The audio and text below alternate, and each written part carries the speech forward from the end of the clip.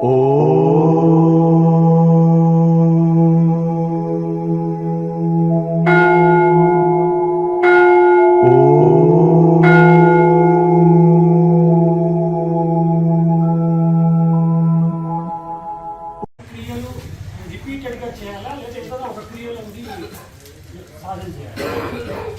ప్రశ్న.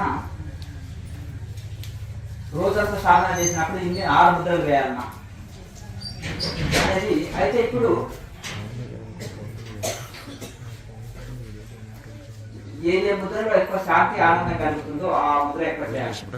రోజంతా చేయాలనుకున్నప్పుడు అది కొత్త వాళ్ళకి సాధ్యమైంది కాదు. కొంత ప్రాణాంగంలో పట్టు సాధించి కొంత సాధనలో ఒకటి అభ్యాసం ఉన్న వాళ్ళకి అది సాధ్యమవుతుంది. అప్పుడు ఒకవేళ మీకు ఏమైనా కాళ్ళ నొప్పి వచ్చింది అనుకోండి, మహాముద్ర మధ్య మధ్యలో ఒక చెట్టు వేయచ్చు. ఇక్కడ కండిషన్ ఏంటిదంటే కళ్ళు తెరవద్దు, కళ్ళు మూసి ఉంచి శరీరం కదలకుండా ఇవన్నీ మహాముద్ర ఒక చెట్టు వేసి నాన్ స్టాప్ చక్కర కూర్చొని ప్రాణాయామం ఉంటుంది కదా, ఆ క్రియను ఎక్కువ చేసుకోవచ్చు. ఇప్పుడు మనం 50 ప్రాణాయామాలు చేయమని చెప్తున్నాం కదా, అది ఎన్ని ప్రాణాయామాలైనా చేసుకోవచ్చు. కొన్ని 100 ప్రాణాయామాలు చేసుకోవచ్చు, 1000 ప్రాణాయామాలైనా చేసుకోవచ్చు. అది ఎక్కువ చేసుకోండి. ఒకవేళ మీకు కాళ్ళ కనిపిస్తే మహాముద్ర ఒక చెట్టు వేయండి సరిపోతుంది. ఇంకొకటి కండిషన్ ఏంటంటే ఎంటీ స్టమక్ తోటి చేయాలి, కాలి పొట్ట తోటే చేయాలి. ఇప్పుడు ఉదయం సాయంత్రాలు మనం కాలి పొట్ట తోటే ఉంటాం. అయ్యా మాట్లాడకండి. ఈ యొక్క ఉదయం సాయంత్రాలు కాలి పొట్టతే ఉంటాం కదా, మనం సాధన చేసిన తర్వాత భోజనం చేయొచ్చు. ఒకవేళ మరి భోజనం చేసిన తర్వాత సాధన చేయాలంటే 3 అవర్స్. అదేది ఆహారం తీసుకుంటే, ద్రవాహారం తీసుకుంటే 1/2 అవర్ కాదు. పాలు, పండు, జ్యూసు ఇవి తీసుకుంటే కానీ లిక్విడ్ ఫుడ్ ఏది తీసుకున్నా మనం ఒక 1/2 అవర్ గ్యాప్ ఇచ్చినా సరిపోతుంది. కనుక రోజంతా సాధన చేసే వాళ్ళు చేయాలనుకున్నట్టు ద్రవాహారం చాలా శ్రేష్టం. కూరగాయల జ్యూసులు ఉంటాయి, ఆకుకూరల జ్యూసులు ఉంటాయి, మొలక ధాన్యాల జ్యూసు. అది మొలక ధాన్యాలు గ్యాస్ పట్టుకునే అవకాశం ఉంటుంది జ్యూస్ చేస్తే. అంత కొంచెం అల్లం ముక్క వేసుకోవాలి, ఇంత బెల్లం వేసుకోండి, ఇంకా టేస్ట్కి వస్తుంది. అందులో జీలకర్ర పొడి అటువంటిది వేసుకోండి, గ్యాస్ పట్టుకోదు. ప్రతి దానికి ప్రత్యామ్నాయం ఉంది, ప్రతి సమస్యకు ఒక పరిష్కారం ఉంది. చాలా మంది కందిపప్పు అరగదండి అంటారు. హై విటమిన్, హై ప్రోటీన్స్ ఉంటాయి అందులో. వాగలేనండి, శక్తివంతమైన ఐదే. మేము ఇంతే అరిగించుకోలేము, ఇంత కందిపప్పు తినమంటారు. దాని టెక్నిక్ మీరు ఎందుకంటే ఆకుకూర వేసుకోవాలి. ఆకుకూర గుణం ఏంటి? విపరీతమైన జీర్ణశక్తి. సోరకాయ, దోసకాయ విపరీతమైన జీర్ణశక్తి కనుక అది యాడ్ చేసుకోవాలి. కనుక అట్లా ద్రవాహారం లాంటివి తీసుకుంటే రోజంతా సాధన చేయొచ్చు.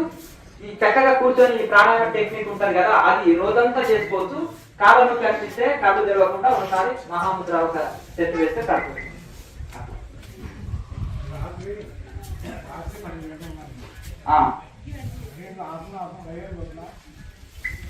చేయొచ్చు. రాత్రి పూట ఏకాంతం ఉంటుంది, ఏ సౌండ్స్ ఉండదు. రాత్రి మహా ఏకాంతమైన సమయం. ఆ సమయం ప్రకృతి కూడా నిద్రపోతుంది.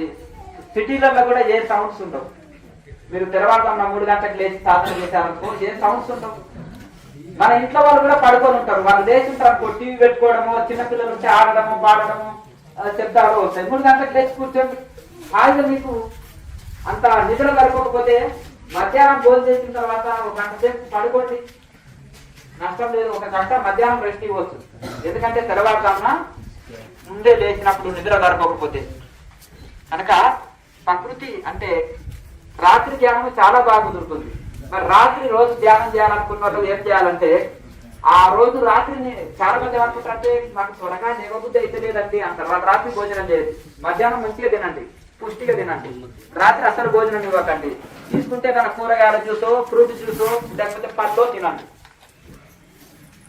తేలిక ఆహారం ఇంకా త్వరగా మేలుకొనగలుగుతారు.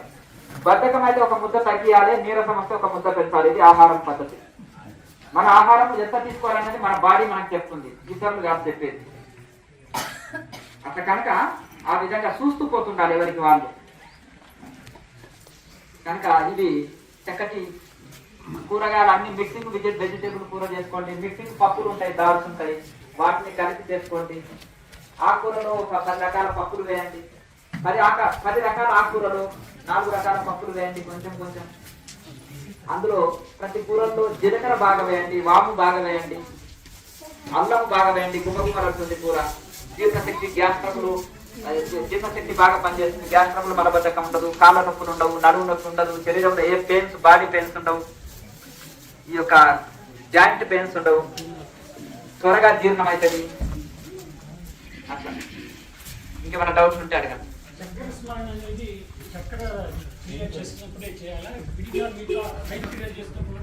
అవసరం లేదు. ఒక్క కేవలము చక్ర స్మరణ అప్పుడే 3 సెట్స్ చక్ర స్మరణ చేయాలి. ఇంకా మిగతాప్పుడు చక్రాల జోలికి వెళ్ళొద్దు, అవసరం లేదు మనకు.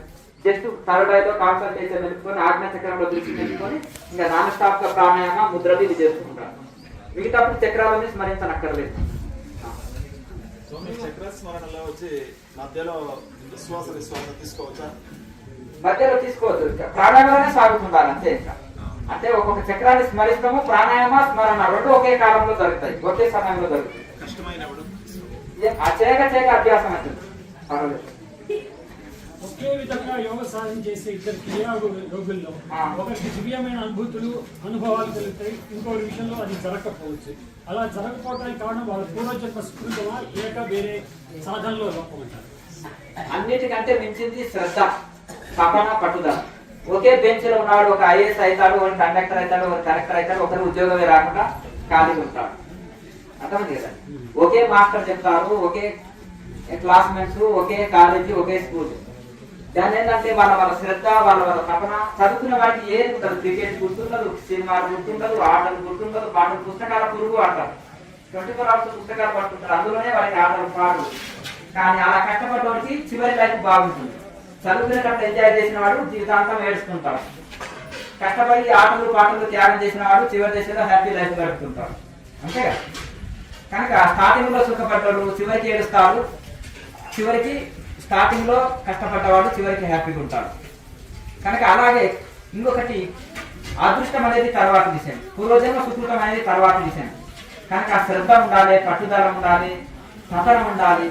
ఇవి ముందంటే వేస్తాయి. తాబేలైనా కానీ ఆగకుండా వెళ్ళి నాకు కాశీ వెళ్తుంది. కుందేలైనా నేను వడిగా వెళ్తాను, తాబేలు నాతోటి పోటీ అని ఏదైనా చేసింది అనుకో, ఏడబట్ట పడుకుంటూ ఫ్రెండ్స్ తోటి మాట్లాడుతూ అది ఒక్కొక్క దగ్గర 6 నెలలు ఉండిపోయినట్ట. ఈ లోపల కాశీ పోయింది, విశ్వనాథం దర్శించుకున్నది తాబేలు. వడిగా పరిగెత్తేదైనా పరిగెత్తలేదు అనుకో, ఆనే కూర్చుంటే అక్కడనే కాశీ రాదు కదా. నెమ్మదిగా పరిగెత్తేదైనా, నెమ్మదిగా నడుచుకుంటూ వెళ్ళేదైనా గమ్యాన్ని చేరుకుంటది. కనుక ఆ విధంగా ఒక తపన ఆర్తితోటి క్రమం విడవకుండా సాధన చేయాలి. చేసినప్పుడు ఫలితం పొందుతాం. అట్లా అయితే ఎందుకంటే ఇంట్లో మనము శ్రద్ధలో లోపం ఉంటుంది, తపనలో లోపం ఉంటుంది, వైరాగ్యంలో లోపం ఉంటుంది, ఆహార నియమంలో లోపం ఉంటుంది, యమ నియమాలు పాటించడంలో లోపం ఉంటుంది. ఇన్ని రకాల లోపాలు ఉంటాయి. వాళ్ళకి వీళ్ళకు ఆహారంలో చాలా మేము ఇప్పుడు చెప్పినట్టు పాటిస్తారు. ఇప్పుడు ఇక్కడికి వచ్చారు 70-80 ఏళ్ళలో చెప్తున్నాం. కొందరు ఏం చేశారంటే గురువుల తానికి పోతే, పీఠాధిపతుల తానికి పోతే కనీసం 20-30 వేల యజ్ఞాలు చేసి ఉన్న వృద్ధులు ఉన్నారు. ప్రచారం చేయించారంట ఆ గురువులు. విపరీతమైన పూజలు చేసుకున్నారు, తులాభారాలు చేయించుకున్నారు, దక్షిణలు తీసుకున్నారు, వాళ్ళ చేత ప్రచారం చేయించుకున్నారు, వేద యజ్ఞాలకు వాళ్ళని ప్రచారం చేయించారు. వాళ్ళ జీవితం అంతా సేవకు వినియోగించాలి. ఇక్కడికి వస్తే స్వయం సేవ, నిన్ను ఉద్ధరించుకో, నువ్వు సాధన చేసి తరించు. అర్థం స్వయం సేవ చేసుకో, ఉద్ధరే ఆత్మన. ఇక్కడ ఇంద్రియాలతోటి చేసేటి కర్మలన్నీ కూడా సకామ కర్మలు. నిష్కామ కర్మం అంటే క్రియ, ఉచ్ఛ్వాస క్రియ, శ్వాసక్రియ చేస్తున్నాం కదా, ఇదే నిష్కామ కర్మ. ఈ క్రియ చేస్తే నిష్క్రియ స్థితిలో, శ్వాస లేని స్థితిలో నిలుస్తావు. క్రియ లేకుండా నిష్క్రియ స్థితి లభించదు, క్రియ లేకుండా సమాధి స్థితి కలగదు, దీని అర్థం. కనుక ఈ విధంగా మీరు సాధన చేసి తరించండి అనేది ఇక్కడ నేను చెప్తాను. ఇక ఏంటంటే గురువుకు ఫోటో పెట్టుకొని ఊరేగించండి, గురువుకు ఫోటో బాగా పూజ చేసుకోండి, గురువు గారిని నమ్ముకొని ఉండండి. ఏ సమస్య వచ్చినా ఇంటికి పిలిచి తులాభారాలు చేయండి, బాగా బంగారంతో తూకం వేయండి గురువు గారిని, పాద పూజలు బాగా చేసుకోండి. అర్థం కదా? గురువు గారికి గుళ్ళు కట్టియండి, పెద్ద పెద్ద విగ్రహాలు పెట్టండి, వదలాలు వేసి చందాలు బాగా కరెక్ట్ చేసి ఇవ్వండి, 1000 కోట్లని. ఇవన్నీ చేస్తారు కానీ ధ్యానం చేయబట్టి మాత్రం చేయదు. దీనికి రూపాయి ఖర్చు ఉందా చెప్పండి? కొంతమంది దయ్యాలాగా రోడ్ల మీద తిరిగి ప్రచారం అంటారు, నెత్తిన టోపీలు పెట్టుకొని. దయ్యాలు పెట్టిన వాళ్ళు అనేది ఎండలో తిరుగుతుంటారు, ఇంట్లో కూడా అంత కష్టపడతారు. కానీ ఏదో సాధించిన మనకు ఏం సాధిస్తాం? నీ మైండ్ నీ కంట్రోల్ లేదు, బాడీ కంట్రోల్ లేదు, నువ్వేం ప్రచారం చేయగలుగుతావు చెప్పండి? ఇంత దూరం ఎందుకు వచ్చారు మీరు? ఎందుకు వచ్చారు చెప్పండి? ఒక 5 సంవత్సరాల కింద కూడా ఇంతమంది వచ్చేది మీకు తెలియదు. ఛానల్ వల్ల అనుకుంటున్నారు, ఛానల్ లేకముందు కూడా ఇంతమంది వచ్చేది. అర్థం కదా? ఇంతమంది వచ్చేది. ఎందుకంటే బ్యాచ్లు ఉన్నాయి కదా, ఒక బ్యాచ్ లో ఇంతమంది ఉండేది. అప్పుడు 5-6 ఏళ్ల కింది మాట కూడా చెప్తున్నాను నేను. పుస్తకాలు రాసిన కాబట్టి అవి చదివి వచ్చేవారు. కాకపోతే ఇప్పుడు 5 బ్యాచ్లు ఉన్నాయి కాబట్టి 5 బ్యాచ్ల్లో కాస్త ఎక్కువ పెరిగారు అంతే. ఒకటి ఎందుకంటే అక్కడ మనకు ఉచితంగా అందుతుంది, ప్లస్ అనుభవంతో అందుతుంది. బయట పోతే ఏం చేస్తుందంటే విపరీతమైన దోపిడీ ఉంది, అనుభవం లేదు. డబ్బులు పోయినా పర్వాలేదు, అనుభవం ఉందంటే లేదు. అర్థం కదా, గురువేమో కుర్చీలో నిద్రపోతుంటాడు, శిష్యుడేమో ఇంకో కుర్చీలో నిద్రపోతుంటాడు. ఆయన స్టేజ్ మీద నిద్రపోతే వీళ్ళు కింద కూర్చొని నిద్రపోతుంటారు. ఆయన గురకబెట్టి ఈయన గురకబెట్టి అంతే నడుస్తుంది ఇప్పుడు నడిచేది. కనుక ఇప్పుడు చాలా మంది కనుక మీరు ఒక శాస్త్రీయమైన పద్ధతి అని తెలిసినాక కన్ఫ్యూజ్ కావద్దు. వేరే యూట్యూబ్ ఛానల్ మిమ్మల్ని కన్ఫ్యూజ్ చేస్తాయి, వేరే వెస్ట్రన్ బుక్స్ ముందర పెడతారు చదవండి అని, అవి కన్ఫ్యూజ్ చేస్తాయి. కన్ఫ్యూజ్ కావాల్సిన అవసరం లేదు. ఈ ఋషి మార్గం ఇంట్లో ఖర్చు ఉందా, ఆడంబరం ఉందా, గురువు గారు మిమ్మల్ని ఏ రకంగా వాడుకుంటున్నారు, ప్రచారానికా లేకపోతే మిమ్మల్ని ఏ రకంగా టైం వేస్ట్ చేస్తున్నారు. మీరు చాలా తెలివైన వాళ్ళు. ఒక చేప 100 వలల్ని తప్పించుకొని వచ్చిన చేప లాంటి వాళ్ళు. మీరు ఎన్నో గ్రంథాలు చూసి, ఎన్నో సెంటర్స్ చూసి, ఎక్కడెక్కడో వెళ్ళి వచ్చిన వాళ్ళు. మరి వీళ్ళ కూడా కన్ఫ్యూజ్ కాకుండా మెలిసి సాధన చేసుకోండి.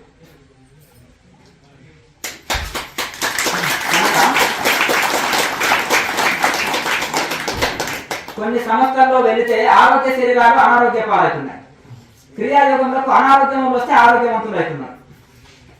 ఎంతో మందికి ఎన్నో జబ్బులు తగ్గిన వాళ్ళు ఉన్నారు, ఎంతో అద్భుతమైన ఫలితాలు పొందినారు. మరి 60-70 ఏళ్ళ వాళ్ళు 6-7 గంటలు ఎట్లా సింగిల్ సిట్టింగ్ లో కూర్చుంటారు, క్రియ చేస్తున్నారు నాన్ స్టాప్ గా. ఎట్లా సాధ్యమైంది? అక్కడ టైం వేస్ట్ చేసుకున్నారు, ఇక్కడ సీరియస్ గా సాధన చేస్తున్నారు. లేకపోతే ఏమి తెలియకుండా ఫస్ట్ టైం సాధనలో వచ్చినా మేము చెప్పింది, అయ్యో నేను ఆధ్యాత్మికంలోకి ముసల్తానంలో వచ్చినాను, రిటైర్డ్ ఎంప్లాయీ అయిన తర్వాత వచ్చినాను, నా పరిస్థితి ఏంటిది, ఇన్ని రోజులు సంసారానికే వెచ్చించినాను టైం, ఇప్పుడు నేను సీరియస్ గా సాధన చేసేయాలి, నాకు ఇంతవరకు ధ్యానం అంటే తెలియదు, భక్తి అంటే తెలియదు అని ఏదో మనశ్శాంతి కోసం అని వచ్చి, కానీ చెప్పినట్టు తూచా తప్పక పాటించడం వలన అద్భుత ఫలితాలు పొందుతున్నారు. అంటే ఇంతవరకు ధ్యానం అంటే తెలియదు, భక్తి అంటే తెలియని వాళ్ళు కూడా 6-7 గంటలు కూర్చునేటోళ్ళు ఉన్నారు సాధన వృద్ధులు. ఇంతవరకు గతంలో ఎన్నెన్నో సెంటర్స్ తిరిగి టైం వేస్ట్ చేసుకొని వచ్చిన వాళ్ళు కూడా ఇక్కడ వాళ్ళు కూడా అదే చేయగలుగుతారు. ఏంటంటే తూచా తప్పకుండా ఆహార నియమాలు, యమ నియమాలు పాటిస్తున్నారు, వైరాగ్యంతో ఉన్నారు, తీవ్ర తపనతో సాధన చేస్తున్నారు. వృద్ధులు వాళ్ళకి ఏం పని చెప్పరు, వాళ్ళకి ఇంకేం పనులు కూడా ఉండవు. ఇంకేం పని చెప్పండి, పిల్లలకి ఏదైనా చెప్తే వాళ్ళ కోపం, ఏం చెప్పకుండా ఉంటే గౌరవం, పాదాలు మొక్కుతారు హాయిగా, కొడుకు కోడలు పాదాలు పట్టుకుంటారు. మీకు ఏమైనా సలహా ఇచ్చారనుకో, మేము ఇంత కష్టపడ్డాం, ఇంత డెవలప్ చేసినాం, మా డబ్బంతా వేస్ట్ చేస్తున్నారు, ఇది చేస్తున్నారు అంటే వాళ్ళ కోపం వచ్చే ఇంకా బీపీ పెరిగిపోయి అతను అన్నం కూడా పెట్టారు, తిట్లు పెడతారు పైన. అంతేనా కదా? అందుకనే వినేటట్టు ఉంటేనే 2 సలహాలు ఇవ్వండి, ఇలా కాదు ఇలా అని. మన దగ్గరకు వచ్చి అపారమైన అనుభవం ఉంటది, తాత అవ్వల దగ్గర, తండ్రి అమ్మ నాన్నల దగ్గర. కొంతమంది సలహాలు అడుగుతుంటారు పిల్లలు, సలహాలు ఇవ్వండి పర్వాలేదు, ఉచిత సలహాలు ఇవ్వండి. వినని వాడికి సలహాలు ఇవ్వకండి, కోపం వస్తుంది. నువ్వు వాడి ఇష్టం మీ చేతిలో పెట్టినావు నాయన, నేను ఇంత కష్టపడ్డాను, మా నాన్న నాకేమి ఇవ్వలేదు, నేను మీ చేతిలో పెట్టినాను, మీ ఇష్టం. నీ ఇష్టం ఏం చేసి నిలుపుకుంటావో, డబల్ చేసుకుంటావో, పోగొట్టుకుంటావో, ఇంకా నా బాధ్యత కాదు, నీవే రెస్పాన్సిబిలిటీ నీ లైఫ్ కానీ వదిలేయాలి. కనుక ఆ విధంగా చేసే జీవితం మీరు ధ్యానంలో గడుపుతున్నారు అనుకోండి, అప్పుడు మీకు మనశ్శాంతి కలుగుతుంది, ఇంట్లో గౌరవం కూడా లభిస్తుంది. సలహాలు ఇస్తేనే కదా గొడవలు, సలహాలు ఇవ్వకపోతే ఏం గొడవలు లేదు కదా. ఓల్డ్ ఏజ్ వెళ్ళవలసిన అవసరం లేదు కదా. అత్తలకు పట్టింపు ఏంటంటే కోడలు లేవంటే లేవాలి, కూర్చోవంటే కూర్చోవాలి. ఎందుకంటే మా అత్త కింద నేను అట్లా పని చేసిన, నా కోడలు నా కింద ఎందుకు పనిచేయదు? అర్థం కదా. నా కూతురు మాత్రము అత్త కాఫీ తెచ్చియాలి, టీ తెచ్చియాలి, నా కూతురుకు వాళ్ళ అత్త. అర్థం కదా. నా కూతురు నా కోడలు మాత్రం నా కనసాయిగల్లో పని చేయాలని చూస్తారు. ఆ గొడవనే లేదు కదా. తల్లి కూతురులాగా అత్త కోడలు ఉన్నారనుకోండి, నువ్వు ఇది చేయి నేను ఇది చేస్తానమ్మా అని కలిసి కలుపుకొడతాను. ఓల్డేజ్ వెళ్ళవలసిన కర్మ లేదు కదా.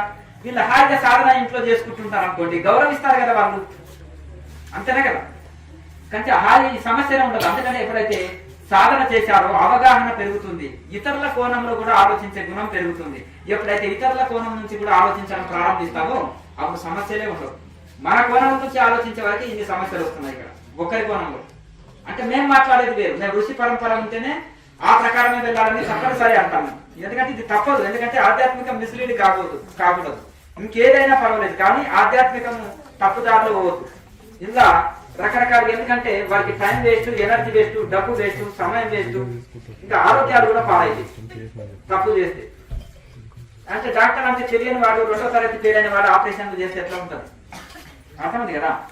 చాలా ప్రాణాపాయం కదా. డాక్టర్ తెలియని వాడు, ఆయుర్వేద మొక్కలు తెలియదు, పిచ్చి పిచ్చి మొక్కలు ఇచ్చాడనుకో, ఆహా నేపాలను గింజలని దంచి ఇచ్చినచో పొట్ట గ్యాస్ ట్రబుల్ మలబద్ధకం పోయి ఆరోగ్యానికి మంచిదాన్ని దంచి ఇచ్చాడనుకో, ఇచ్చిన వాడు అవుట్ పేషెంట్. ఎందుకు? విషం అది. దాన్ని శుద్ధి చేసి ఇస్తే ఔషధము, శుద్ధి చేయకుండా ఇస్తే పాము విషయాన్ని కూడా శుద్ధి చేసి ఇస్తారు ఔషధంలో. కొంచెం అంటే దాని ప్రమాణం ప్రకారం ఇస్తారు కనుక దాన్ని శుద్ధి చేయడము, మూలికలు ఏది ఇవ్వాలి, ఎంత ప్రమాణం తీయాలి, ఎట్లా ఇవ్వాలి అనేది తెలియకుండా వైద్యం చేస్తే ప్రాణాపాయం. తెలిసి ఇస్తే ఔషధం, తెలియక ఇస్తే విషం. కనుక వైద్యం తెలియని వాడు వైద్యం చేస్తే ఎట్లుంటది? ఒకనాడు తండ్రి ఎక్కడ ఊరికి వెళ్ళాడు, కుమారుడు ఇంట్లో ఉన్నాడు. అయ్యా అబ్బాయి, మీ తండ్రి చాలా గొప్ప వైద్యుడు, నువ్వు ఆ తండ్రి కుమారుడు కదా, నీకు కూడా ఇంత వైద్యం తెలుసుంటాడు. మీ నాన్న ఏదో పుస్తకాలు చూస్తుంటాడు, ఎప్పుడు వాళ్ళు డాక్టర్స్ కొత్త కొత్త టాబ్లెట్లు ఏమొచ్చిందని వెతుకుతుంటారు పుస్తకాలు. అయితే ఏదో పుస్తకం ఇచ్చి ఇవ్వు అయ్యా, నాకు దగ్గులు తుమ్ములు జలుబు ఇవంతా ఏదో ఒకటి నాకు ఇచ్చి పంపవయ్యా, మీ నాన్న ఎప్పుడో వారానికి వస్తాడు అన్నారంట. నాకు తెలియదండి అన్నా వింటలేడు నా పేషెంట్. అప్పుడేం చేశాడు, ఒక పుస్తకము తీసి టక తీశాడు, ఒక సీకు కాల్చాడు, వాత వీపు వంగ అన్నాడు, వంగ మీద వీపు మీద వాత పెట్టి పంపించాడు. అమ్మో అంటే ఆయన లభోదీపం మొత్తుకుంటున్నాడు. వాళ్ళ నాన్న అప్పుడే అక్కడి నుంచి వచ్చాడు, ఏదో వాయిదా పడిపోయింది. వచ్చి ఏంటి అంటే, ఇంకా చూడయ్యా మీ అబ్బాయి దగ్గు తుమ్ములు సర్దులు అంటే వీపున వాత పెట్టామంటే, ఒరే అది పిల్లి వైద్యం రా బాబు అంటే. ఆయన వెటర్నిటీ తెలుసు ప్లస్ మనుషులకు వైద్యం, రెండు వైద్యం తెలుసు, రెండు పుస్తకాలు ఉంటాయి ఆయన దగ్గర. ఈయన ఏం చేశాడు, ఆ పిల్లి వైద్యం మనిషికి చేశాడు అంతేనా కదా, అంటే వీపుకు వాత పెట్టి పంపించాడు. అట్లా తెలియక ఇంత అపాయం ఉంటుంది అన్నమాట. కనుక తెలియక వైద్యం చేస్తే ఇంత అపాయం ఉంటుంది. కనుక మీరు ఇప్పుడు మనకు అనుభవజ్ఞుల దగ్గర నేర్చుకున్నప్పుడు మీకు ఎన్ని సందేహాలు వచ్చినా ఆన్సర్ చేయగలుగుతారు. ఎలా పాటిస్తే షార్ట్ కట్ లో వెళ్తాం కాశీకి, ఎలా మనం ఇది చేస్తే తొందరగా రీచ్ అవుతాం, ఇవన్నీ కూడా అపారమైన అనుభవం ఉంటుంది. కాబట్టి మనకి ఎన్ని సందేహాలు వచ్చినా చేస్తారు. లేకపోతే వంగి కూర్చొని తల బరువు నడుము బరువు అయిపోయి నెత్తిన కోట్లు వేసిన అంటే సినిమా పాట పెట్టుకుని డ్యాన్స్ చేసి ఎగిరి దూకు అంటే ఎగిరినా దూకినా ఏమి చేయట్లేదు అంటే తాగిన వాడికి మత్తు దిగినట్టు వాళ్ళు అనుకుంటారు. కానీ ఈ విధంగా అట్లా ఏది కాదు. కనుక ఇందులో మహాముద్ర అటువంటి వేసినప్పుడు బాడీ పెయిన్స్ పోతాయి.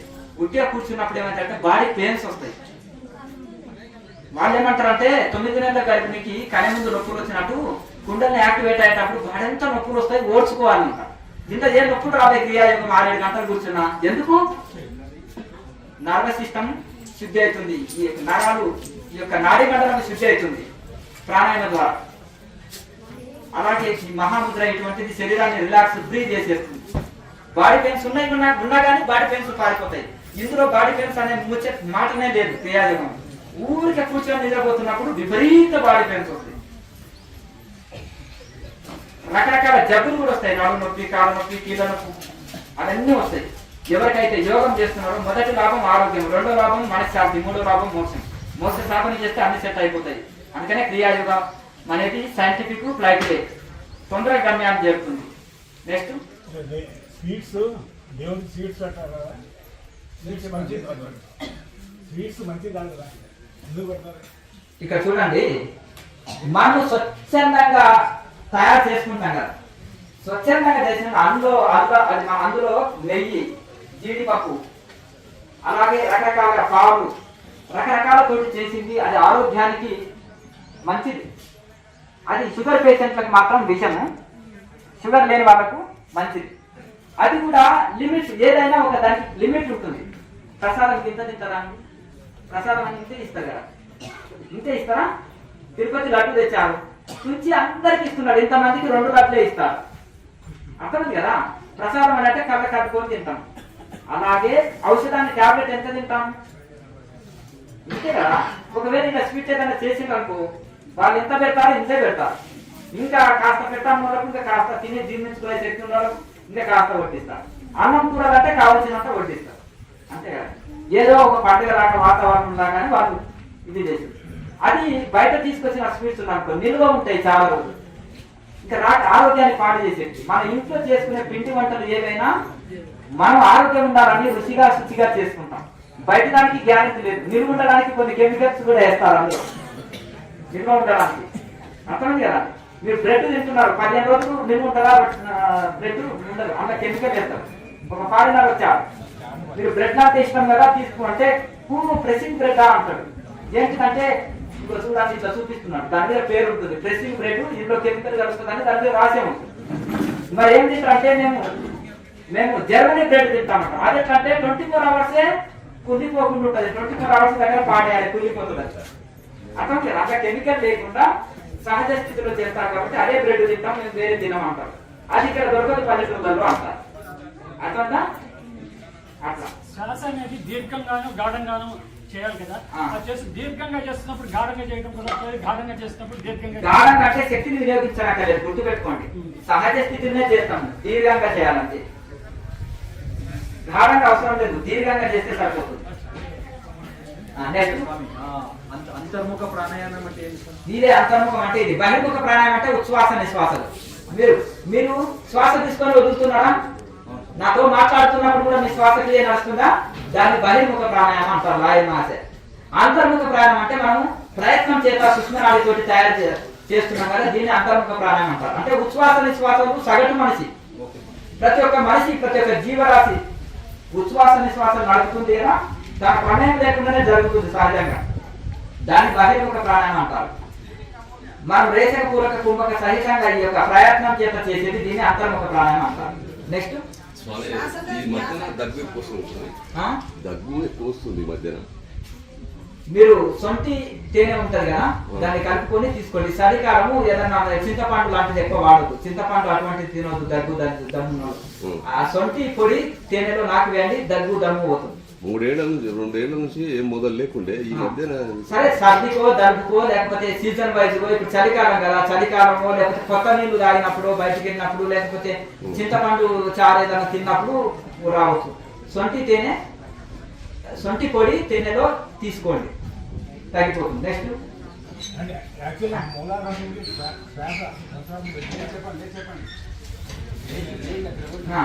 అర్థమైంది. అయితే ఇక్కడ మూలాధారం నుంచి ఆగ్నేయ చక్రం వరకే మనము ఇది చేయడం అనేది ఉంటుంది. సహస్రాల వరకు చేసేదాన్ని ఏమి ఉండదు. సహజ స్థితిలో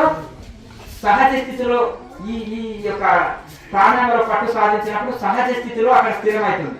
అక్కడ మనం చేయదగింది ఏమి లేదు. విశుద్ధం నుంచి ఆగ్నేయం వరకు తీసుకురావడం అనేది కష్టమైనది, ఎంతవరకైనా చాలా కష్టమైన పని. విశుద్ధ వరకు ఈజీ, విశుద్ధం నుంచి ఆగ్నేయం వరకే కష్టం. కానీ ఆగ్నేయం నుంచి సహస్రారం ఈజీ మనకి. కనుక ఈ విధంగా అది ఒక రోజులో ఒక పూట అయ్యేది కాదు. ఒక జన్మంతా ప్రయత్నం చేసినా కూడా కలగకపోవచ్చు, 10 జన్మలు పట్టవచ్చు ఒకరికి, చెప్పడానికి లేదు. ఒక రోజులో మేము పొగరెత్తున్నాయండి సహస్రంలో, కొన్ని నీళ్లు చల్లండి మంటలు వస్తున్నాయి అనుకుంటాం. అది కేచముద్ర సంపాదించుకొని ప్రాణంలో పట్టు సాధించినప్పుడు స్వయంగా అనుభవం కలుగుతుంది ఎవరికి వాళ్ళు. అందుకనే నాదా బిందు కళలు అనుభవంలోకి వస్తాయి ప్రతి క్రియాయోగికి. ఇప్పుడు ధ్యానంలో మేము చాలా పెద్ద సంస్థ అన్నోళ్ళు, హెలికాప్టర్లు మెయింటైన్ చేసే గురుజులకు కూడా నాదబిందు కళలు అంటే ఏంటిదో తెలుస్తుంది. అర్థమైంది కదా. నాదమేంటి, బిందు ఏంటి, కళలేంటి. రామాంజనేయ సంవాదం చదవండి. ఆ పుస్తకం చదివితే అర్థం కాదు. దాన్ని మరి గురువుల దగ్గర, అనుభవం పొందిన గురువుల దగ్గర, అంతేనా కదా, అనుభవం పొందిన గురువుల దగ్గర దాన్ని ఇది చేయాలి. కనుక ఆ విధంగా మనము ఇప్పుడు ఒక 10 మంది సంతానం కలిగినానే కొత్త గర్భిణీ స్త్రీకి చాలా సలహాలు ఇస్తుంది, అవునా కదా. ఒక కన్నెపిల్ల వచ్చి ఇట్లా నొప్పుంది అమ్మా అన్నట్టు నేర్పినట్టు ఉంటుంది, అంతేనా కదా. తాతకి దగ్గు నేర్పినట్టు ఉంటుంది. అట్లా కనుక అది ఏమి తెలియని వాళ్ళు దీని గురించి ఏమి అవగాహన ఉండదు దాని గురించి. అందుకని శాస్త్రం ఎందుకు చదవాలంటే ఇందుకు చదవాలి. శాస్త్రం డైరెక్ట్ చదివినా మీకు అర్థం కాదు, గురుముఖంగా శాస్త్రాన్ని కూడా గురుముఖంగా అధ్యయనం చేయాలి. ఏమైనా సందేహాలు వస్తే గురువులతో సందేహాలు తొలగించుకోవాలి. కనుక ఈ క్రియాయోగంలో ఇవి నాదబిందు కళలు ప్రతి సాధకుడికి అనుభవంలోకి వస్తాయి. 6 నెలల్లో పొందొచ్చు, సంవత్సరంలో పొందొచ్చు, 4 ఏళ్ళు కావచ్చు. వాళ్ళ తీవ్ర సాధనాన్ని బట్టి ఉంటుంది. 10th క్లాస్ పూర్తి చేయడానికి 10 ఏళ్ళు పట్టవచ్చు, 20 ఏళ్ళు పట్టవచ్చు. వాళ్ళ శ్రద్ధ చేత ప్రతి సంవత్సరము సబ్జెక్టులు అన్ని క్లియర్ అయితే 10 సంవత్సరాల్లో 10th పూర్తి అవుతుంది. అట్లా అలాగే ఈ విధంగా మీరు ఈ యొక్క సాధనని అనేది ఇది అనంతం. ప్రతి క్రియ చేసిన తర్వాత చివరిలో శ్వాస వదిలిన తర్వాత బాహ్య కుంభకంలో ఉండటానికి అవకాశం ఉంటుంది. బాహ్య కుంభకం ఏం అవసరం లేదు. కాకపోతే సహజంగానే 2-3 సెకండ్లు మనం ఆగుతాం, వెంటనే తీసుకోలేము, ఆగుతాం. అది సహజంగా అంతే, అంత సరిపోతుంది. నెక్స్ట్ ఇంకేమన్నా ఉన్నాయా సందేహాలు? మన యూట్యూబ్ లో చెప్పాడు 12 ఎకరాలు 12 ఎకరాలు చెప్పాడు కదా. 12 చక్రాలని చెప్పాడు యూట్యూబ్ అట్లనా? అది ఎలాగా జరగాలి ఆయననే అడగాలి మరి, ఆ మేధావిని అడగాలి. అర్థమైంది కదా? అంటే ఒక ఆయన అన్నాడు, మా గేదెకి 6 కాళ్ళు ఉన్నాయి అన్నాడు అనుకోండి. మరి ఉంటే ఉంటున్నాయా? మరి 6 కాళ్ళ గేదె నేను అయితే చూడలేను ఆయన, మరి నీ దగ్గర ఉంటే ఉందేమో. అంతేనా కదా? అంతేనా కదా? అందుకనే కొత్త సాధకులు అనే వాళ్ళు వాదాన్ని కోరకూడదు. ఇప్పుడు మాట్లాడేటోళ్ళు ఉన్నాం అనుకోండి, దానికి ఆన్సర్స్ చేసుకోగలుగుతాం. మీరు కనిపిస్తే అయితే జవాబు చెప్పలేదు కాబట్టి వాళ్ళ మాట నిజమని అనిపించుకోగలుగుతారు. అంతేనా కదా? అందుకనే తర్కవాదానికి వెళ్ళొద్దు. తర్కము కుతర్కము అంటారు. తర్కం మంచిదే, కుతర్కం వద్దు, వితర్కం వద్దు. అర్థమైంది కదా? నెక్స్ట్ గురుగారు, క్రియాయోగంలో మంత్రోపదేశం అంటూ ఉంటుందా? ఇక్కడ ఉపదేశం అన్నా, దీక్ష అన్నా, క్లాస్ అన్నా ఒకటే. అర్థమైందా? గురువు గారు మాకొక్కరికే దీక్ష ఇస్తున్నారు, మాకొక్కరికే చెప్తున్నారు అని ఫీల్ అవుతూ చేయాలి. ఇక్కడ కొన్ని మంత్రాలు చెప్తాను, మీకు ఇష్టదైవం మంత్రాన్ని జపం చేసుకోవడానికి 4-5 మంత్రాలు నా నోటి నుండి వచ్చినాయి. అందులో నీకు ఏది ఇష్టమో అదే పట్టుకో. ఇప్పుడు 10 రకాల కూరలు ఉన్నాయనుకోండి, నీకు ఏది ఇష్టమో చక్కగా అక్కడనే వెళ్తావు. అంతేనా? అదే వేసుకుంటావు. అంటే ఇది వేసుకోని వాళ్ళు నేను కోర్టు చేసిన నాకు వద్దండి చేయండి అంటారు. అంతేనా? అలాగే నేను 10 మంత్రాలు చెప్పినప్పుడు అందులో నీ ఇష్ట మంత్రం ఏదో నీకు ఆటోమేటిక్ గా కనెక్ట్ అవుతుంది. అది దాన్నే జపం చేసుకో. ఇది ఒకటి నాకే చెప్పారని ఫీల్ అవ్వు. ఇంతమంది ఉన్నారు, ఎవరికి వాళ్ళు నాకు దీక్ష ఇస్తున్నారు. చాలా మంది ఏమనుకుంటున్నారంటే ఉపదేశం అంటే లోపలికి రూమ్ లో పిలుచుకొని చెవులో ఊదాలని అనుకుంటున్నారు. ఇప్పుడు ఏమనుకుంటున్నారంటే చెవుల మంత్రము చేతుల రూపాయి. అంతేనా కదా? చెవుల మంత్రం చెప్పి వాడు జరిపాయి, చేతుల రూపాయి పెట్టి వీడు జరిపాయి. అంతేనా కదా? కనుక ఈ విధంగా అట్లా అనుకుంటారు. అంటే ఉపదేశం అన్నా, దీక్ష అన్నా, క్లాస్ అన్నా ఒకటే. నాకు ఒక్కరికే చెప్తున్నారు, ఉపదేశం ఇస్తున్నారని మీరు ఫీల్ అవ్వండి. అలాగే కనుక ఈ విధంగా ఈ ముద్రలు అన్ని ఇంకొకటి ఒక దగ్గరికి వెళ్తే ఉట్టి మంత్రమే దొరకవచ్చు నీకు. కానీ ఇక్కడ ప్రాణాయామ, విచారణ, మంత్ర, ధ్యానం ఎన్ని దొరికినాయి? అర్థమైంది కదా? ఒకే దగ్గర ఇన్ని వచ్చినాయి. ఒక వేదాంతం గురువు దగ్గరకు వచ్చింది అనుకో, అహం బ్రహ్మస్మి అనుకో, ఈ బ్రహ్మ సత్యం జగత్ మిథ్యానాయన ఇదే ఉపదేశం పో అంటాడు. అంతేనా కదా? మరి గురువు గారు సాధనలు అంటే సాధనలు అదములకు నాయన, సాధనలు అదములకు నాయన అంటాడు. మరి ఉత్తములకు ఏమిటి గురువు గారు అంటే విచారణ నాయన. సోహం సోహం అహం బ్రహ్మస్మి, విచారణ చాలంటారు. మరి గురువు గారు మరి విచారణ అంటే అన్నం ఎందుకు తినాలంటే అదములు తినాలి అన్నము. మనము అన్నము అని ఉచ్చారణ చేస్తే సరిపోదా గురువు గారు అనాలి. అంతేనా కదా? మనం మనం ఉత్తములం కదా, మరి అదములు అయితే తినాలి. మనం అన్నం అని ఉచ్చరిస్తేనే ఆఖరి పోవాలి కదా గురువు గారు అని మనం మీరు అంటే దానికి ఆన్సర్ ఉండదు కదా. అంటే అదములకు అదములేమో తింటే పోవాలి ఆఖరికి, ఉత్తములకు అన్నం అని ఉచ్చారణ చేస్తేనే అంటేనే ఆఖరి పోవాలి. మరి అదములేమో సాధన చేయమంటున్నాడు, ఉత్తములేమో అహం బ్రహ్మస్మి అనుకుంటే చాలు అంటున్నాడు. అంటే విచారణతోటే పోతుంది అంటున్నారు కదా ఉత్తములకు. మరి విచారణతోటే బ్రహ్మజ్ఞానం వస్తే ఇంకా మరి సాధనలు దేనికి అన్నారు అనుకోండి, మరి ఉచ్చారణతోటి ఆకలి పోతే ఇంకా ఎందుకు తినాలి? అట్లా కాసా అంటే ఇప్పుడు తినంతే ఆకలి పోతలేదు, సాధన చేయండి కూడా మోక్షం రాదు. అంతే కదా? అంతే కనుక భోజనం చేయండి ఎట్లా ఆకలి పోదు, సాధన చేయండి మోక్ష స్థితిని అందుకోలేరు. గురుగారు జ్యోతి దర్శనం 1 వచ్చినా 2 వచ్చినా పర్వాలేదు. మొదటిసారి దర్శనం జరిగింది అనుకో, జ్యోతి దర్శనం 3 సార్లు చేయదు ప్రాణాయామం. మొదటిసారి ముద్ర వేశారు, మొదటి ప్రాణాయామం చేశారు, జ్యోతి ముద్రలో మొదటిసారి ప్రాణాయామకు జ్యోతి దర్శనం జరిగింది అనుకో, ఇంకా 2-3 సార్లు చేయకూడదు.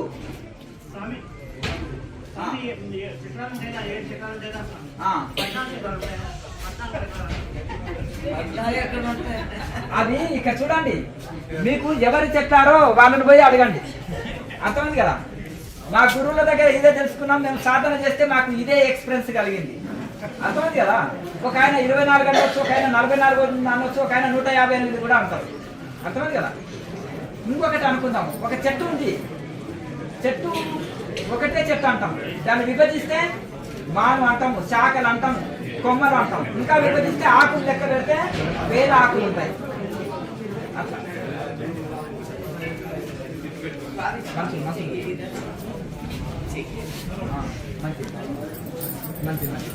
ఇంకేమైనా డౌట్లు ఉంటే అడగండి. మంచిదేం కాదు.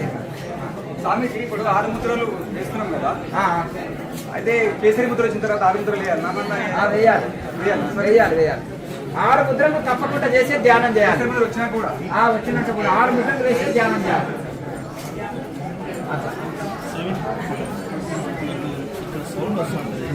మంచిదే. ఎంతకాలం నుంచి చేస్తున్నారు ధ్యానం? నమస్కారం చేస్తుంటే మహాముద్ర చేస్తుంటే ఓంకారం సపోర్ట్ వస్తుంది. ఎంతకాలం నుంచి చేస్తున్నారు? 3 నెలల నుంచి కేసరి ముద్ర వస్తుంది. మంచిదే కదా, మంచి అనుభవాలే, మంచిదే చేయండి కంటిన్యూ.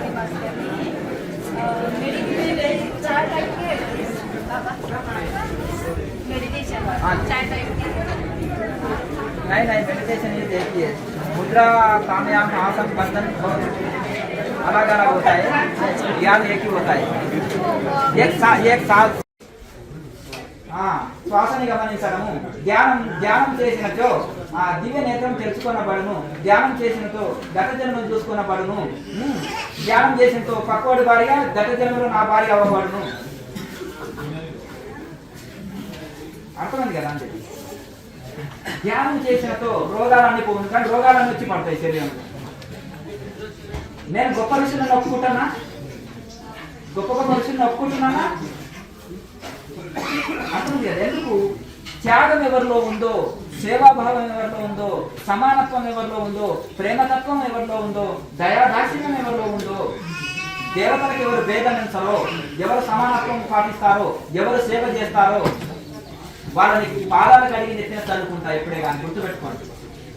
కనుక దీన్ని వ్యాపారం చేసి ఉల్టా పల్టా చేసినప్పుడు వాతలు పెడుతుంటాను. అది నా సిద్ధాంతం. ఎందుకంటే ఒకటి ఋషులు ఏం చెప్పారు, శాస్త్రాలు ఏం చెప్తుంది, ఇప్పుడు ఆధ్యాత్మికం ఇప్పుడు ఏ మార్గంలో వెళుతుంది.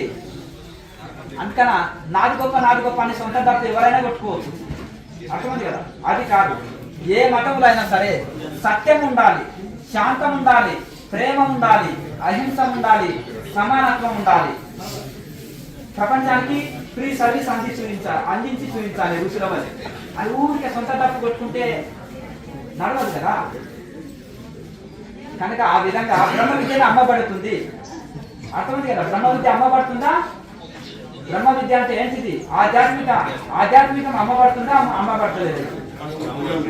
అమ్మబడుతుంది కదా. దీనికంటే పెద్ద వ్యాపారం ఏది లేదు. ఏం చేస్తుందంటే వేల కోట్లను వసూలు చేస్తున్నారు చందాలు. ఇంజనీరింగ్ కాలేజీలు, స్కూళ్ళు, మెడికల్ కాలేజీలు, స్కూళ్ళు, హాస్పిటల్స్, అలాగే ఈ యొక్క చిన్నపిల్లల స్కూళ్ళు ఇవన్నీ పెడుతున్నారు, కంపెనీస్ ఇవన్నీ పెడుతున్నారు. మళ్ళీ ఇవేం చేస్తున్నారు అంటే బయటకంటే ఎక్కువ ఫీజు, అంటే మీరు ఇచ్చిన ఫండ్స్ కు మీకే ఒక కంపెనీ పెట్టి మళ్ళీ మీ చేతనే సేల్ చేయించి మీ పిల్లలనే స్కూల్లో అందులో జాయిన్ చేసి మళ్ళీ మీ పిల్లల మీద మళ్ళీ మీ దగ్గరనే మళ్ళీ డబ్బులు విపరీతంగా లాగేస్తున్నారు.